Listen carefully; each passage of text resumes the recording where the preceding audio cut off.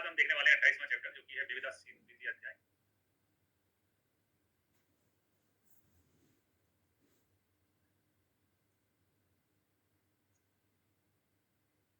पढ़ने वाले हैं अपन चरक संहिता सूत्र स्थान का 28वां चैप्टर जो कि विविध असित पीति अध्याय, यानी कि इस अध्याय के स्टार्टिंग में आहार जो होता है उसके 4 भेद बताए गए हैं। कौन कौन से 4 भेद हैं? असित यानी जिनको अपन है ना खाना चबाते हैं, खाते हैं, पीत यानी पीते हैं, लीड यानी चाटते हैं। खादित का मतलब इसको चबाते हैं, खाते हैं, पीते हैं, चाटते हैं, चबाते हैं, जैसे करके 4 बताए हैं। लेकिन 2 आचार्यों ने महाप्रकाश और सारंगधर ने 6 बताए हैं भोज्य द्रव्यों के जो है प्रकार, भोज्य, भक्ष्य, चप्र, चप्र, चोष्ट और ले और पे। तो इन्होंने चप्र और चोष्ट तो एक्स्ट्रा बताए हैं। इसने भाषा चाचा महाप्रकाश और सारंगधर तो ये भाषा, इन्होंने क्या 2 नए प्रकार बताए चाचा, इन्होंने चप्र चोष्ट और जोड़ दिए।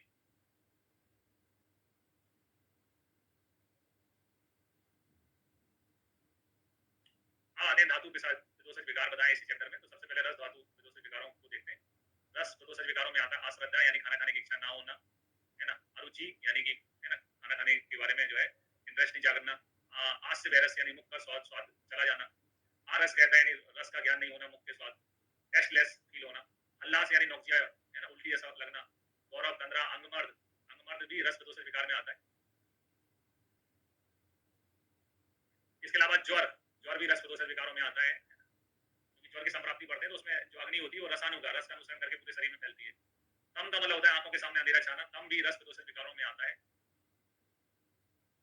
इसके अलावा पांडुत्व शरीर में जो है एनिमिक कंडीशन होना, है ना, सोतो अवरोध, केलेब इंपोर्टेंट है, केलेब क्योंकि केलेब नपुंसकता में आता है, तो नपुंसकता में रस धातु के क्षय होने से उत्तोतर धातु क्षय होती जाती है।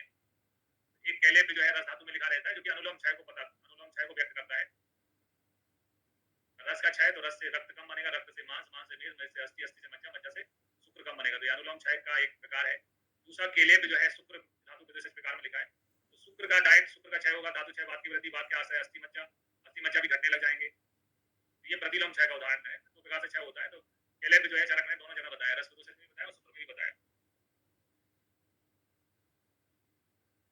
है ना, केलेब जो है चरक ने दोनों जगह बताया। इसके अलावा साध यानी शरीर में शिथिलता, कृशांगता, अंगों में कृशांगता होना, अग्नि का नाश और अकाल बलय फलित एकाएक बाल झड़ना, ये रस विदोषज विकारों के यानी आपके हेयर को पोषण नहीं मिलता है तो बाल झड़ने लगते हैं, ये भी रस विदोषज विकारों में आते हैं। तो अधिकतर जो है शरीर में कैल्शियम की कमी के कारण हड्डियां कमजोर होती हैं, हड्डियां कमजोर होती हैं तो हड्डियों यानी अस्थियों के जो मल होते हैं बाल वो झड़ने लगते हैं, तो ये कैल्शियम की कमी के कारण बाल झड़ते हैं। दूसरा न्यूट्रिशन की कमी के कारण बाल झड़ते हैं। अकाल बलय यानी कि गालों में झुर्रियां आने लगना, बालों का पकने लगना, ये रस विदोषज विकारों में आते हैं।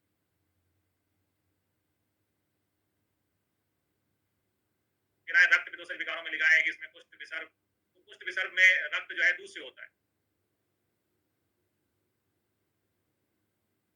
दूध से रहता है। कुष्ठ के जो 4 दूध हैं, विसर्ग के जो 4 दूध हैं उसमें रक्त होता है।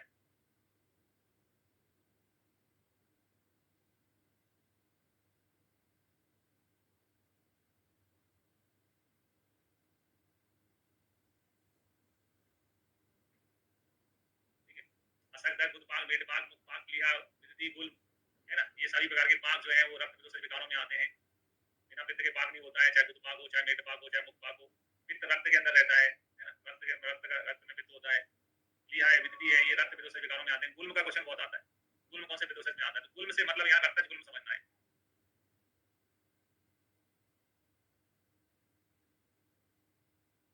है ना। गुल्म भी रक्त विदोषज विकारों में आता है। नीली का है ना स्किन डिसीज में आने वाले बिल्लू, बैंग, है ना, तिलगालक, तत्रु, चर्मदल, श्रित, पामा, रक्त मकोट, रक्तमंडल, यानी कि पूरे के पूरे जो है स्किन डिसीज वगैरह जो है वो रक्त विदोषज विकारों में आते हैं।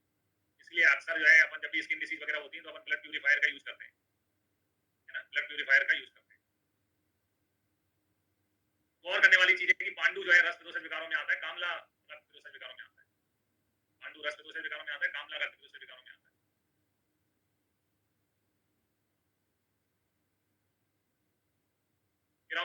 मांस में आते हैं अधिमांस, अर्बुद, है ना, अर्बुद जो है वो मांस विदोषज विकारों में आता है। अर्बुद का प्रकार भी होता है मांस अर्बुद, अर्बुद हुआ, कील है, गल सालुक है, पूती मांस है, एलर्जी का क्वेश्चन आता है। एलर्जी प्रमेय पीड़िका भी होती है, एलर्जी सूख दोष भी होता है, एलर्जी जो है धातु मांस धातु विदोषज विकार भी होता है। एलर्जी का क्वेश्चन बनता है, अर्बुद का क्वेश्चन बनता है, एलर्जी का क्वेश्चन बनता है, गलगंड गंधमाला का क्वेश्चन बनता है। गलगंड गंधमाला जो है मांस विदोषज विकारों में आते हैं। मेद में चरक ने कहा है कि प्रमेय के पूर्व और अष्ट निंदित महारोग जो है वो मेद विदोषज विकारों में आते हैं।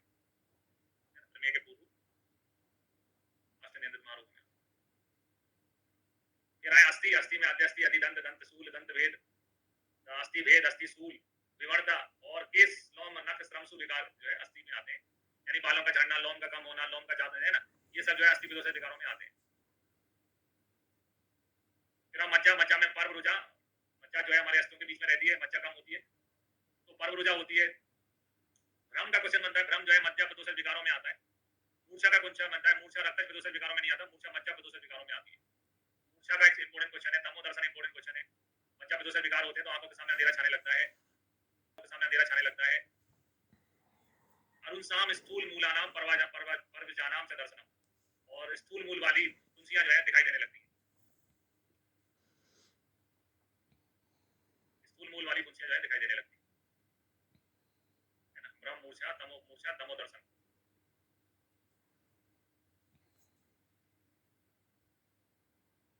सुख विदोषित विकारों में जो है मैथुन में आहार सोना, इलेब है, गर्भपात है, गर्भस्राव है, ये सुख विदोषित विकारों में आते हैं। इंद्रिय में गर्भपात है, गर्भस्राव है, ये सुख विदोषित विकारों में आते हैं। इंद्रिय में आ जाए तो उपताप यानी इंद्रियों में विकार होना, फिजियोलॉजिकली चेंज होना, पैथोलॉजिकल चेंज होना। उपताप, उपघात जो है ये इंद्रिय विदोषित विकारों में आते हैं। उपधातु विदोषित विकार अलग बताया, उसमें स्तब्ध, संकोच, खल्ली, ग्रंथि। ग्रंथि का भेद पढ़ते हैं तो उसमें मेदोज ग्रंथि भी होती है, मांस ग्रंथि भी होती है, लेकिन ग्रंथि जो है वो चरक के अनुसार मांस या मेदोज विदोषित विकार नहीं होती है। ग्रंथि जो है उपधातु विदोषित विकारों में बताई गई। इसके अलावा स्फुरण, शरीर में सुप्तता महसूस होना, विशेष रूप से स्नायु गंडरा सिरा में, है ना, ये उपधातु विदोषित विकार है। फिर आते हैं मल में, मल में लिखा है मल का भेद, मल भेद, मल शोष यानी कि लेटरिन का कम आना, लेटरिन कब्जियत फील होना, है ना, अति प्रवृत्ति, मल, रस, गंध, वर्ण का प्रदूषण, ये सब मल विदोषित विकारों में आते हैं।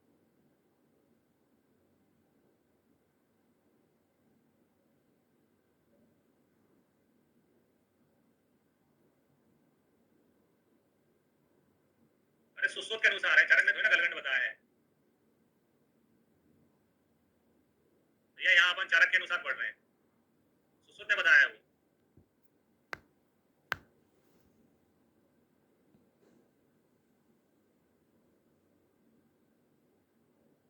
गलगंड जो है सुश्रुत ने बताया है कि सुश्रुत मांस मेद दोनों में सुश्रुत बताते हैं।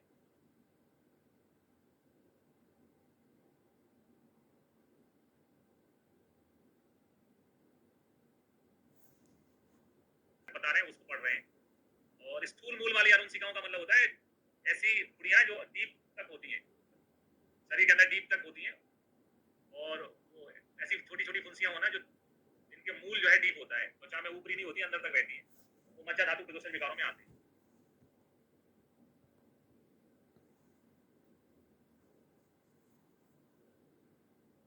ठीक है,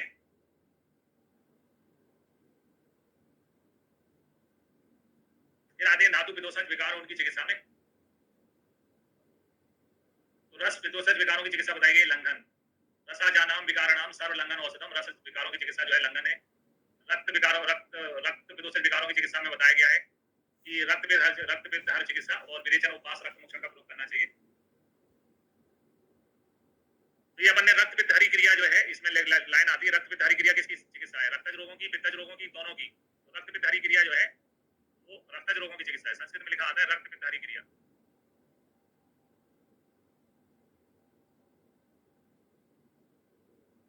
इसमें क्वेश्चन बनता है रक्त पित्त हरी क्रिया किसकी चिकित्सा है, रक्तज रोगों की, पित्तज रोगों की, रक्त पित्त की। तो रक्त पित्त हरी क्रिया रक्तज रोगों की चिकित्सा है, रक्त पित्त की चिकित्सा नहीं है। रक्त पित्त की चिकित्सा तो पित्त मार्ग हरणम होती है, विपरीत मार्गों से दोषों को निकालना होती है रक्त पित्त की चिकित्सा। तो रक्त में पित्त का आश्रय होता है, इसलिए पित्त का आश्रय देखते हुए रक्त के अंदर किसका आश्रय होता है, पित्त का। पित्त का आश्रय देखते हुए इसमें विरेचन कराते हैं, रक्त मोक्षण कराते हैं। मांस विदोषित विकारों में की चिकित्सा में संशोधन, शस्त्रकर्म, अग्निकर्म, क्षारकर्म का प्रयोग किया जाता है। मांस विदोषित विकारों की चिकित्सा क्या है, संशोधन। इसके अलावा इसमें शस्त्र, क्षार और अग्निकर्म का भी प्रकार है ना, प्रयोग होता है। जैसे क्षार की परिभाषा बोलते हैं कि क्षार उसे कहते हैं जो मांस को काटे या गलाए।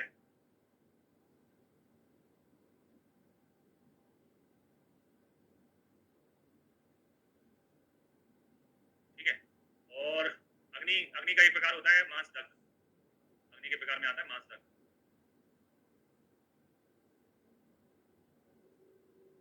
है ना। तो अग्नि, क्षार, ये शस्त्र से तो मांस कट ही जाता है।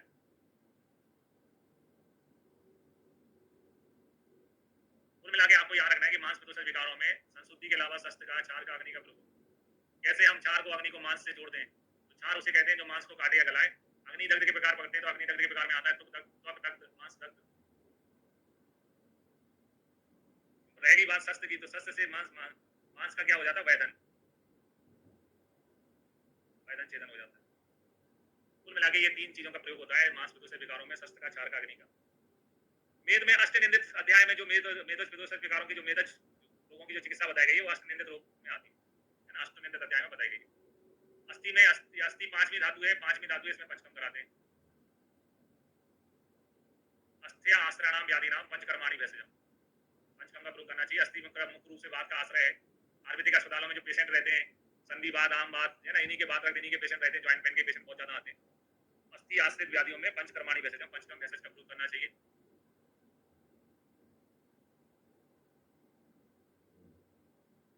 विशेषकर बस्ती, पित्त साधित चीज, सर्वी का प्रयोग करना चाहिए। मज्जा और शुक्र अंतिम धातुएं हैं, है ना, मज्जा और शुक्र जो है लास्ट की धातु है, तो मज्जा और शुक्र में टाइम टाइम पे व्यायाम है, यथाकाल संशोधन कराना चाहिए, टाइम पे संशोधन कराना चाहिए। मधुर तिक्त औषध और अन्न का प्रयोग करना चाहिए। तो मांस में संशुद्धि वर्ण था, अस्थि में पंचकर्माणि भेषजम शब्द था, और इसमें यथाकाल संशोधन। तीनों का मतलब तो हिंदी में वही होता है कि पंचकर्म होना है, लेकिन संस्कृत वर्णों का अलग अलग आंसर होता है। मांस में संशुद्धि लिखा है ना, अस्थि में पंचकर्माणि भेषजम लिखा हुआ है, और मज्जा शुक्र में यथाकाल संशोधन कराने का निर्देश दिया गया है। व्यायाम करना चाहिए और यथाकाल संशोधन कराना चाहिए। फिर आगे इसी चैप्टर में आचार्य चरक ने कोष से शाखा में जाने के कारण बताए हैं। शरीर रचना में हम पढ़ते हैं शाखा का मतलब क्या होता है? हाथ पैर। शरीर रचना में हम पढ़ते हैं शाखा का मतलब हाथ पैर होता है। तो हाथ पैर कितने होते हैं? 4। कोष्ठ से शाखा में जाने के कारण कितने बताए? 4। व्यायाम उष्ण तीक्ष्णयात अहितस्य अवसानात् कोष्ठात् शाखा मलायांति द्रुत मारुतस्य, यानी अत्यधिक व्यायाम करने से, ऊष्मा की तीक्ष्णता से, अहितकर आहार विहार के सेवन करने से, वायु की अत्यंत तीव्र गति से दोष जो है कोष्ठ से शाखा में चले जाते हैं। ये अहितस्य अवसानात्, ये वाला क्वेश्चन एआईपीजीटी में आया हुआ है 23 में।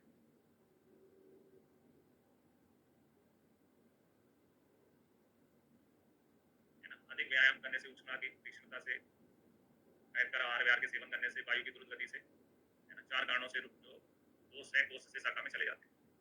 फिर और शाखा से कोष्ठ में आने के कारण, कोष्ठ में 5 पित्र होते हैं। 5 बताएं कोष्ठ में क्या होते हैं? 5 पित्र, 5 प्रकार की अग्नि, इनको पित्र कहते हैं। 5 कारण बताएं, श्लोक याद करना है। विद्या विसन्नात् पाकात् सोतोमुख विशोधनात् शाखा मुक्त्वा मला कोष्ठायांति वायुश्च निग्रहात्, यानी कि दोषों की वृद्धि कर देने से, है ना, क्योंकि जैसे अपन संशोधन कराते हैं तो संशोधन से पहले दोषों को कोष्ठ से, मतलब शाखा से कोष्ठ में लाना पड़ता है। तो अपन स्नेहपान कराते हैं बढ़ते क्रम में, पहले दिन 50 ग्राम पे, 100 ग्राम पे, 150 पे, 200, 250, 300, 700, धीरे धीरे बढ़ाते जाते हैं। तो दोषों की वृद्धि होने से, वृद्धिया विसंध्यन, स्वेदन कराने से दोषों का विसंधन होता है। तो जो पंचकर्म से पहले अपन स्नेह कराते हैं उससे दोष बढ़ते हैं, स्वेदन करने से दोषों का विसंधन हो जाता है। फिर पाका, दोष पक जाने से, सोदस का शोधन हो जाने से, और वायु के निग्रह से, बात का समन हो जाने से दोष जो है आप उससे शाखा से कहाँ आ जाते हैं? कोष्ठ में आ जाते हैं। तो वृद्ध्या विसन्यात् पाकात् सोतोमुख विशोधनात् शाखा मुक्त्वा मला कोष्ठायांति वायु निग्रह, है ना। 5 कारण बताए दोषों के शाखा से कोष्ठ में आने के।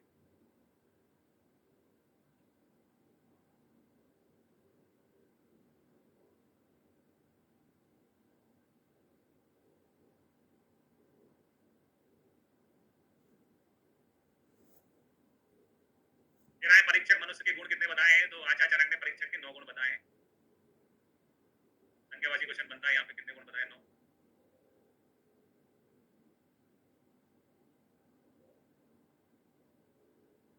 श्रुतम बुद्धि स्मृति दाक्ष धृति हित निवेशनम वाक् शुद्धि समो धैर्यम आसंति परिश्रम, यानी कि शास्त्र ऐसा व्यक्ति परीक्षक होना चाहिए जिसने शास्त्र का अभ्यास किया है। श्रुतम श्रुति पर्यायत्वात् पढ़ते थे अपन जो है व्यक्ति के गुण में। श्रुतम यानी शास्त्र का अभ्यास किया है, बुद्धि हो जिसके अंदर स्मृति अच्छी हो, अपने काम में दक्ष हो, धृति हो, धृति ही नियतात्मक, जिसमें नियम मतलब निश्चित बुद्धि होती है, वो धृति धारण करने वाला व्यक्ति होता है। हित का सेवन करता हो, वाणी शुद्ध हो, शांति यानी कि थोड़ा शांति प्रिय हो, और धैर्य, ये सब परीक्षक के गुण है। बुद्धि स्मृति दाक्ष धृति हित निवेशनम वाक् शुद्धि समो धैर्यम आसंति परिश्रम।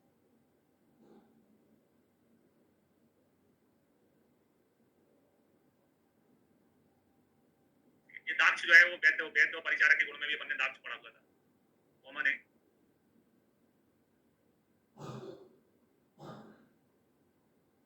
फिर आते हैं 19वां चैप्टर है जो कि 10 प्राणायाम आदिनी अध्याय है। इस चैप्टर में 10 प्राणायाम बताए गए हैं। तो 2 शब्दों से मिलकर बना है प्राण आयतन। प्राण आयतन दो शब्दों से बना है, प्राण धन आयतन। आयतन का मतलब कभी कभी घर भी निकाला जाता है, प्राणों का घर यानी कि वो जहाँ प्राण रहते हैं। तो 10 जगह बताई आचार्य चरक ने जहाँ हमारे प्राण रहते हैं। इन 10 जगह में लिखा है उनने, दसेव आयतन आहु प्राणा येसु प्रतिष्ठिता शंखो, शंख को ही बताए। तो शंख मतलब होता है जिसको अपन बोलते हैं कनपटी, हमारे कान और माथे के बीच का हिस्सा जो है वो कनपटी कहलाता है। बोले वो विलन ने जो है कनपटी पे पिस्तौल रख दी थी, कनपटी बोलते हैं।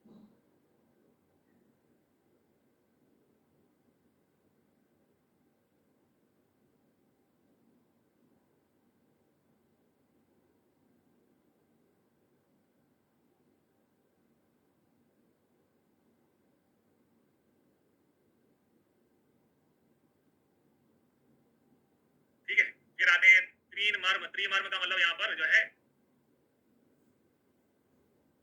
हृदय, वस्तियों मूर्धा है।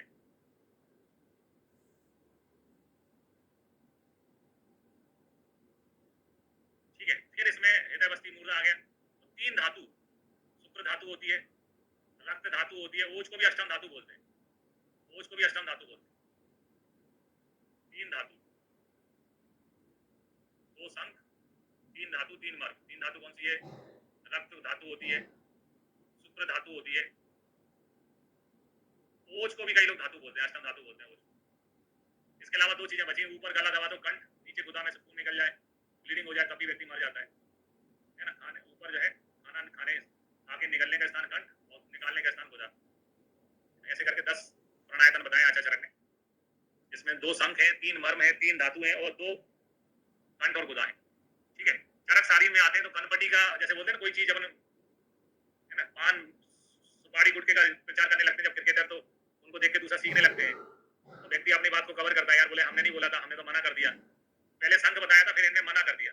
मना यानी मांस नाभि, मना कर दिया, पहले बता दिया था, बाद में मना कर दिया, मांस नाभि बताए।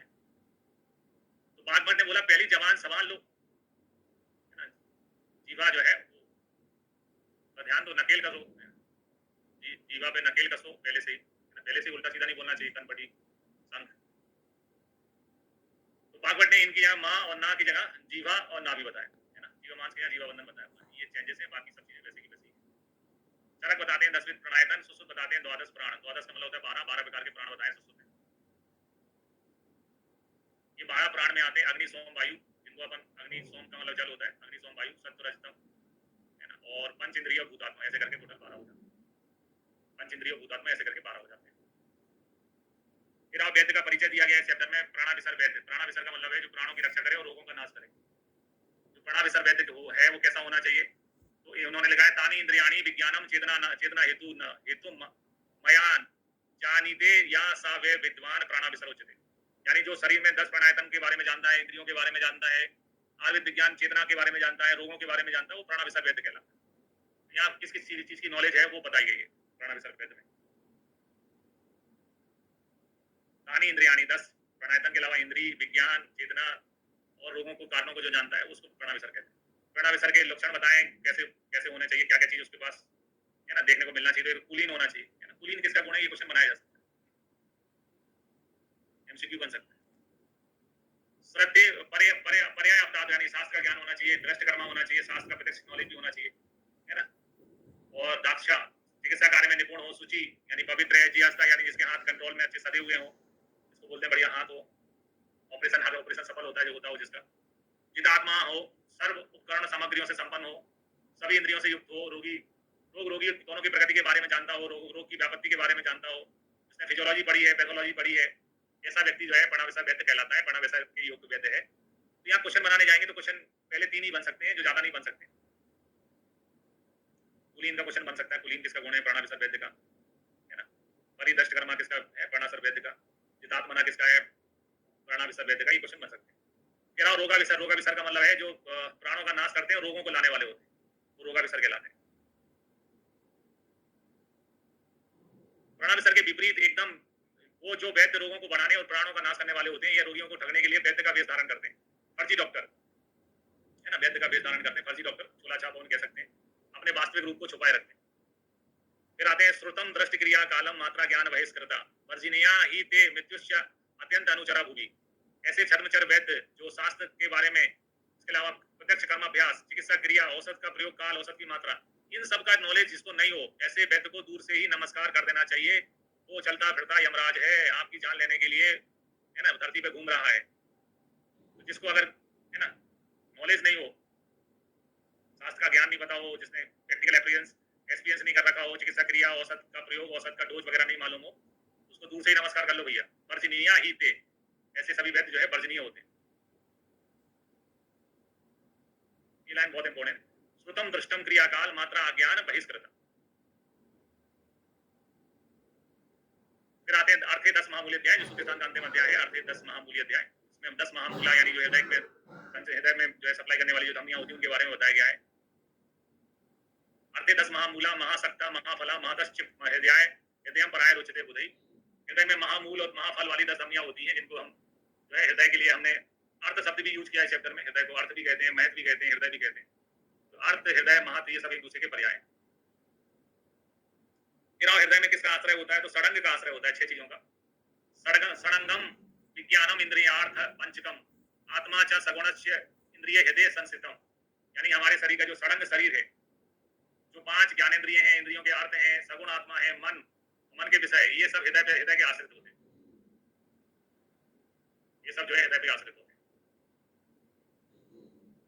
सड़ंग, इंद्रिय, इंद्रियार्थ, पंचकम, आत्मा, सगुण, चेत इंद्रिय, चित्त, हृदय संस्थितम। मन का आश्रय भी क्या है? हृदय है। फिर आप किस पे आघात होने से जो है मूर्छा एवं मृत्यु हो सकती है? क्वेश्चन आया हुआ है एग्जाम में। तस्योगादस्य मूर्छाए वेदना वेदन वेदन मरणम इच्छति। ये वाला क्वेश्चन एग्जाम में पूछा जा चुका है ना? किस पे आघात से मरण मृत्यु हो सकती है? तो सही आंसर है हृदय। हृदय पे आघात होने से मूर्छा हो सकती है, मृत्यु हो सकती है। फिर अंगार कर्णिका से हृदय की तुलना की है। अपने विशिष्ट गुणों के कारण ओज को महत कहते हैं। और जो धमनियां हृदय से ओज को समस्त शरीर में ले जाती हैं, उनको तत्फला या महाफला भी कहते हैं। जैसे आजकल हम हृदय की तुलना पंप से करते हैं। पंप का काम है पानी फेंकना पूरी तरह, उसी प्रकार हृदय का काम है पूरे बॉडी में ब्लड पंप करना। तो चरक में तुलना की गई अंगार कर्णिका। ओज का स्थान बताया गया है। तत्परस्य ओजसा स्थानम तत् चैतन्य संग्रहम हृदयम महत अर्थस्य तस्मात् उत्तम चिकित्सकी। पर ओज का स्थान क्या है? हृदय। मन का स्थान क्या है? हृदय। पर ओज का स्थान क्या है? हृदय। ये क्वेश्चन बनते हैं एग्जाम में। और ओज का स्थान क्या है? हृदय। हृदय को, है ना, महत भी कहते हैं, अर्थ भी कहते हैं। ये राचा चरक ने एक निरूक्ति है, धमनिया श्रवणात् सोतांसी शरणात् शिरा। यानी जिनमें धमन होता है उनको धमनी कहते हैं, जिनमें श्रवण होता है उनको सोतस कहते हैं, और जिनमें शरण की क्रिया होती है उनको शिरा कहते हैं। ये किसने कहा? ये इंपॉर्टेंट चीज है, ये आचा चरक ने कहा है। धमनिया श्रवणात् सोतांसी शरणात् शिरा।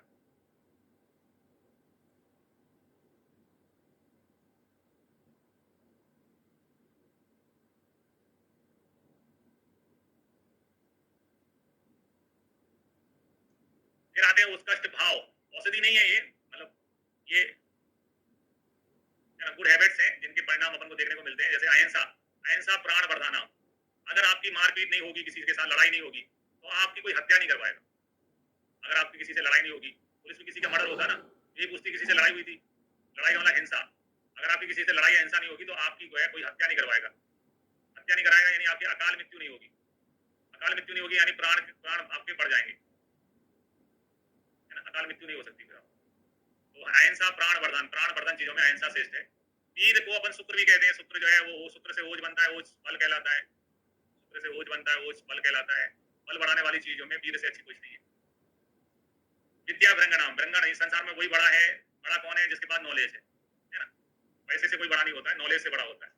तो विद्या भृंगण करने वाली चीजों में विद्या श्रेष्ठ है, विद्या अच्छी है। जितेंद्रिय नंदन, आपने इंद्रियों पे कंट्रोल कर लिया तो उससे अच्छा मन को आनंद देने वाली चीज कोई नहीं होती।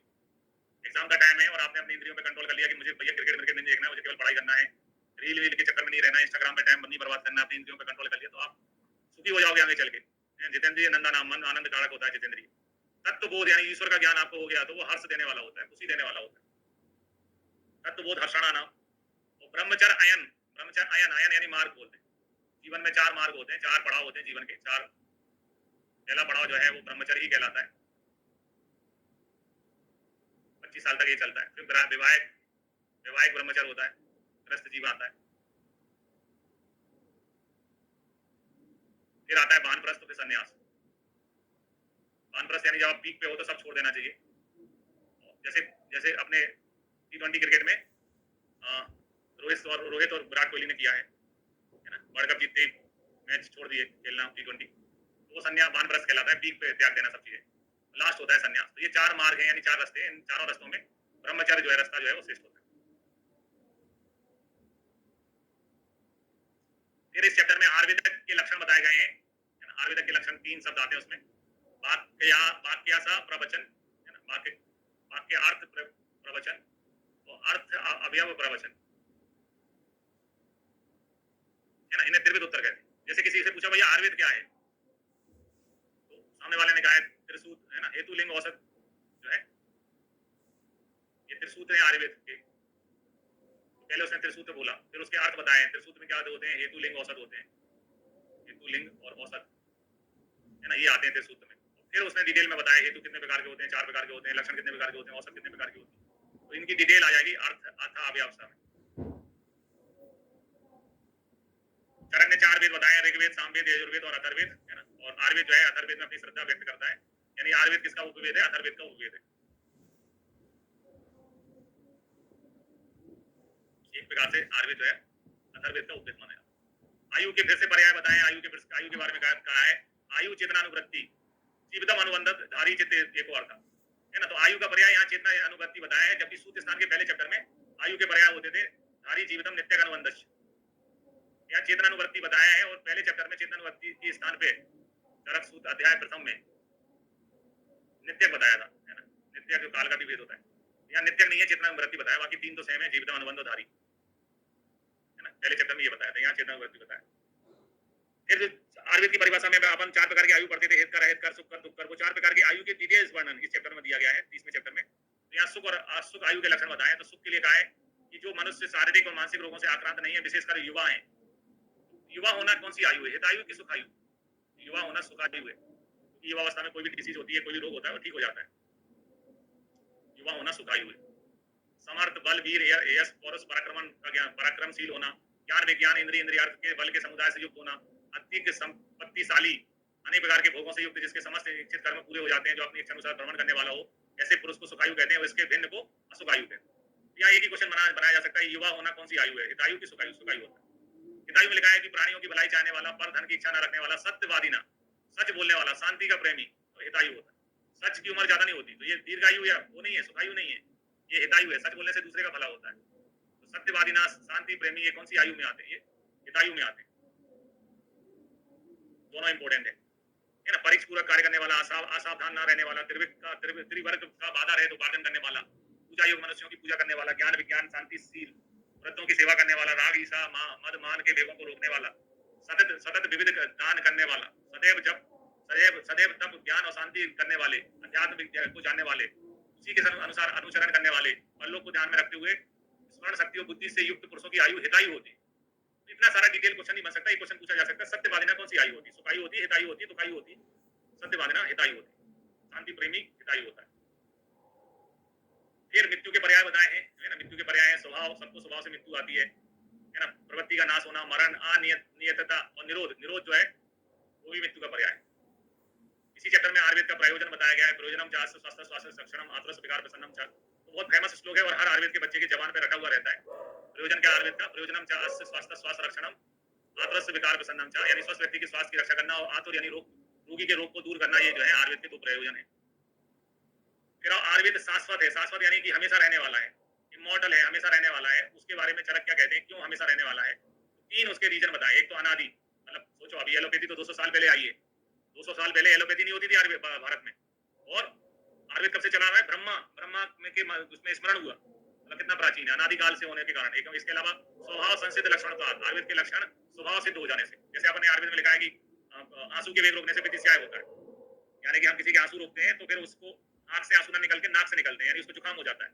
तो ये चीज आज भी बच्चों में देखने को मिलती है, बच्ची बोल थोड़ा सा मम्मी इधर से उधर हो गई, रोने लगते हैं, फिर चुप हो जाते हैं, उनको सर्दी हो जाती है। तो आयुर्वेद के जो स्वभाव है वो संसिद्ध होने से और भाव स्वभाव नित्य होने से। आयुर्वेद में चरक संहिता जो 2000 साल ईसा से 200 साल पहले लिखी गई है, उसमें लिखा है कि हरित की रसायन है, वाता लोमन है।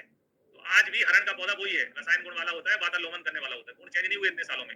जबकि एलोपैथी में क्या होता है, वो बोलते थे कि पहले सबसे अच्छा एंटीबायोटिक क्या है, पेनिसिलिन है, फिर बोलने लगे नहीं नहीं एम्पिसिलिन है, फिर बोलने लगा एमोक्सिलिन है, सिप्लॉक्स है ना। फिर उसके बाद में आज बोलने लगे टेक्सिम है, कल बोलेंगे कोई और है।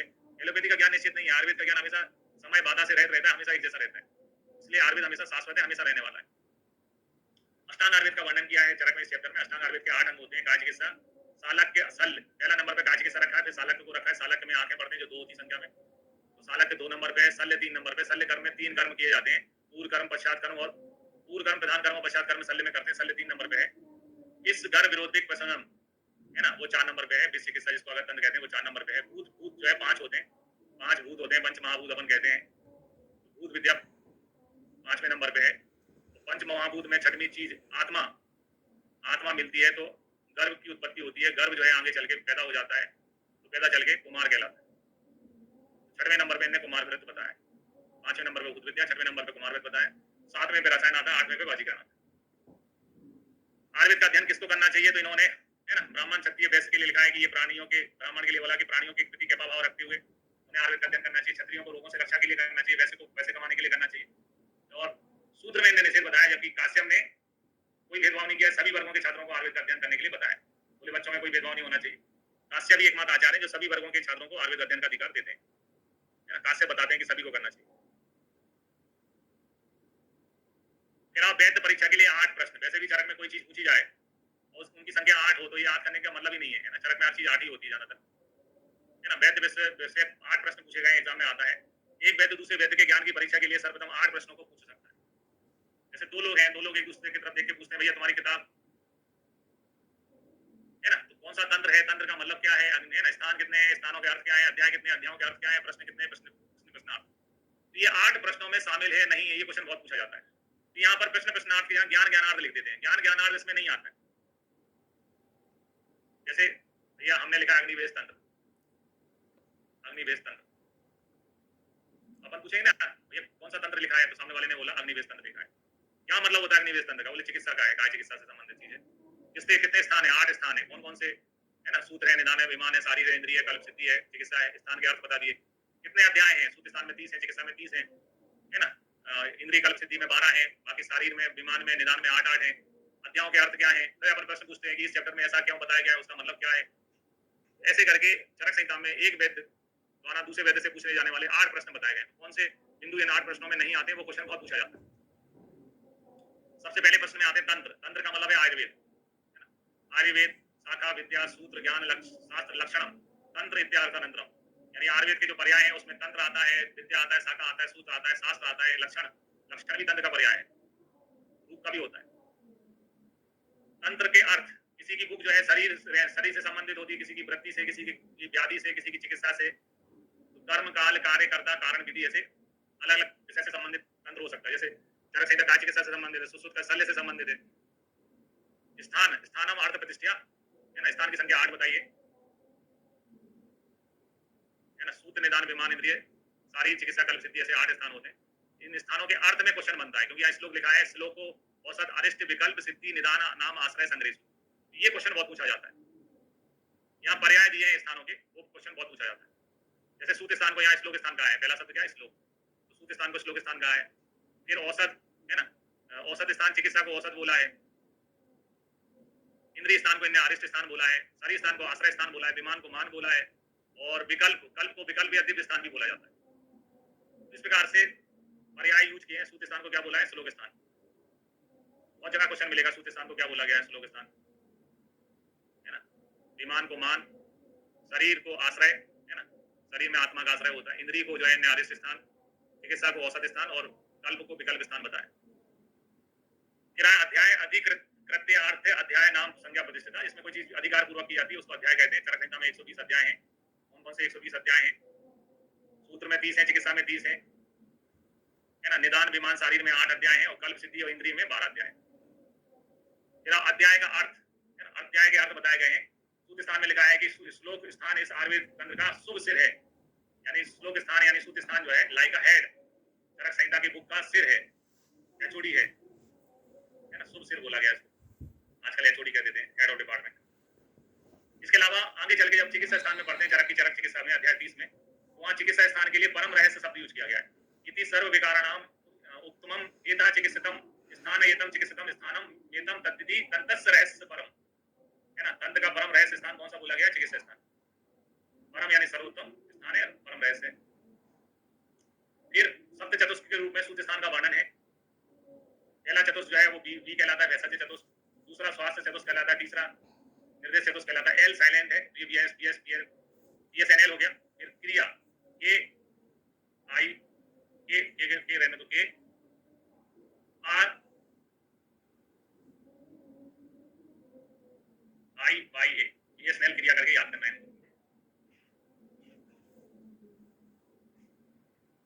तो सात चतुष्क के रूप में सूत्र स्थान का वर्णन है। पहले चतुष्क का नाम भेषज चतुष्क है। तो आप अच्छे से याद करो, पहले चार चैप्टर में हमने किसके बारे में पढ़ा?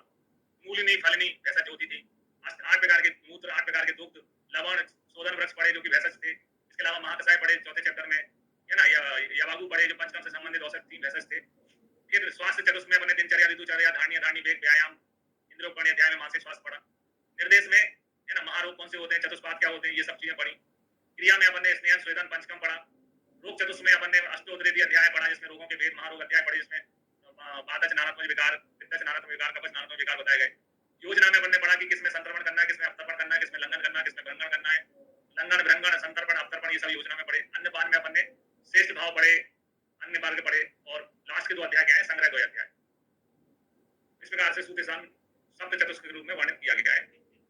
7 चौको 28 प्लस 2 संग्रह अध्याय, टोटल 30 अध्याय सूत्र स्थान। फिर प्रश्न क्या होता है? शास्त्र में जो विषय जिस प्रकार से कहा गया है उसी प्रकार, उसी रूप में विधि पूर्वक पूछना प्रश्न कहलाता है। यानी संस्कृत की लाइन, संस्कृत लाइन में एक ही अर्थ होता है।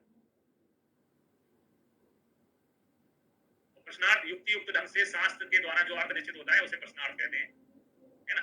इस प्रकार से 8 चीजें जो है यहाँ पर यूज होती हैं। एक वैद्य दूसरे वैद्य से पूछता है। तंत्र तंत्रार्थ, है ना। स्थान स्थान स्थानार्थ, अध्याय अध्यार्थ और प्रश्न प्रश्नार्थ। ठीक है, तो ये था सूत्र स्थान। आज के लिए इतना ही, कल से आगे देखेंगे।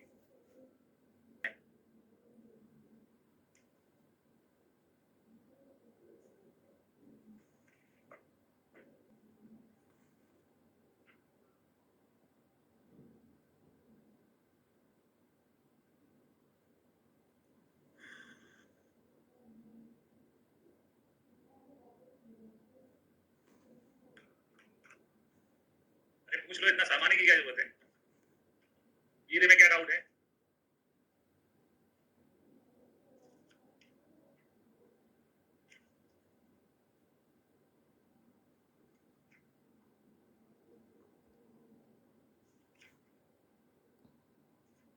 क्या डाउट है?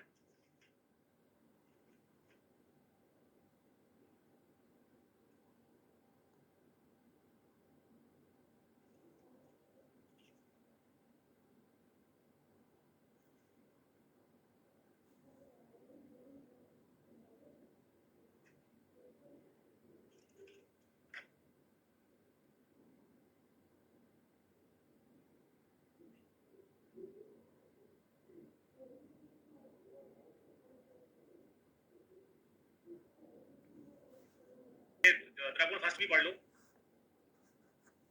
द्रगुण फर्स्ट पढ़ोगे तो हाँ, मैंने जो उदाहरण बताया वो भी मिल जाएगा।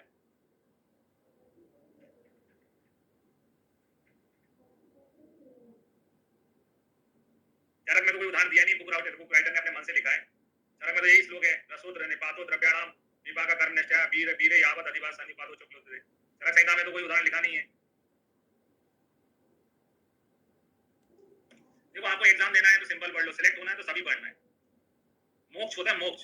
पीएससी जो होती है ना, एमओ की एग्जाम जो है ना, आपकी आने वाली 7 पीढ़ियां दर्ज आती हैं। अगर आपने मेहनत कर ली ना तो आने वाली 7 पीढ़ियां का भविष्य सुधर जाता है। क्योंकि आयुर्वेद एक ऐसी दिशा होती है कि आपने वैसी अलग ट्रैक पे चल गए हो, उस ट्रैक से आपको अच्छी दिशा मिल रही है। तो मेडिकल ऑफिसर जैसी अपॉर्चुनिटी मिलती नहीं है, तो रिस्क नहीं लेना चाहिए कि भैया मैं छोड़ दूंगा, ये नहीं पढ़ूंगा, ये पढ़ूंगा। सिलेक्टिव पढ़ के कोई सिलेक्शन नहीं होता है। जो सब पढ़ के जाता है वो अल्टीमेटली उसका 100% सिलेक्शन होता है। तो सिलेक्टिव पढ़ के केवल 2 लाइनें पढ़ लूं, 4 लाइनें पढ़ लूं, केवल उसमें लिखा वीर क्या होता है तो वीर क्या है पढ़ लूं, इतने ऐसे क्वेश्चन ना बनेंगे। क्वेश्चन वही आता है जो अपन बुक में पढ़ रहे हैं, बुक का ही पूछा जाता है। बुक इतनी डीपली लिखी गई है। और मैंने 72 पेज में सूत्र स्थान बताया है। नोट्स में आप देखोगे 72 पेज है, 72 पेज। बुक में बोल रहा हूँ, मेरे सामने बुक रखी है।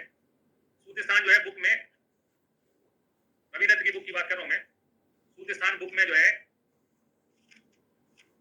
बुक में 457 पेज का है, 457 पेज का है बुक में सूत्र स्थान। 457 पेज का, और मैंने केवल मतलब 400 मोटा मोटा 470 ही मान लो, 470 पेज का है सूतिस्तान, उसमें से केवल 72 पेज में मैंने उसको लिख रखा है। अब इस नोट्स में कुछ छोड़ने का नहीं है भैया, मैं बहुत कुछ छोड़ चुका हूँ, जो काम की चीजें नहीं है वो वैसे ही मैं पढ़ाता नहीं हूँ। आप एक्सपेरिमेंट मत करें कि नोट्स में कुछ छोड़ दें, नोट्स का एक एक शब्द किसी न किसी एग्जाम में कहीं ना कहीं आया है इसलिए लिखा है उसमें। जैसे पिक्चर में कोई कैरेक्टर होता है ना, तो उसके पिक्चर में उसी लिए साइन करते हैं जब उसका रोल होता है, तो यहाँ नोट्स में वो लाइन तभी लिखी गई है जब वो पूछी जा चुकी है, पूछे जाने योग्य है। जो छोड़ना था मैं बहुत छोड़ चुका हूँ उसमें, आप नोट्स में कुछ नहीं छोड़ना है।